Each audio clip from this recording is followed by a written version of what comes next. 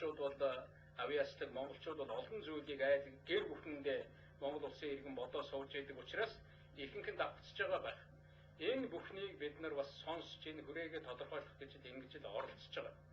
Тэгээ зүгээр би энэ уул уурхайн салбарын энэ чиглэлд монголчууд амжилттай ажиллах боломжтой гэж ингэж боддог ийм нэг итгэл надад байдаг. Энэ ямар итгэл байдаг вэ гэхээр ямар улс орн баялгаа буруу ашиглаад унаад байна. Ямар улс орнууд зөв ашиглаж хүрсэн байна вэ гэхээр ард түмнийхээ их ашгийг хүндэтгэдэг.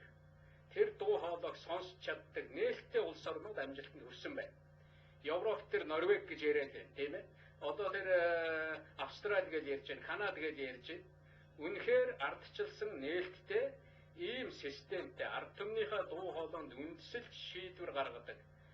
Ард түмэн дургүй юмаа өөрчилж чаддаг ийм механизмтай. Хуулийн дагуу нийтлэг их ашигынхаа дагуу тэр өөрчлөлтийг хийж чаддаг ийм механизмтай улс орнд баялгаа зөв ашигласан.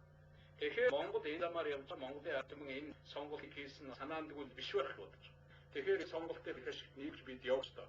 Нөгөөс Монголын энэ уул уурхай энэ баялаг ягаад их үнд хүрэхээр бид үнэхээр хоёр мөнхийн хөрштэй багтаа сайн харьц байх ёстой. Тэгэхээр одоо явж байгаа том хөрш эдийн засаг гэж байгаа юм. Одоо үүргэсэр өндөр. Тэгэхээр ийгээ бид хэн тоо явж үцээр харахаар ба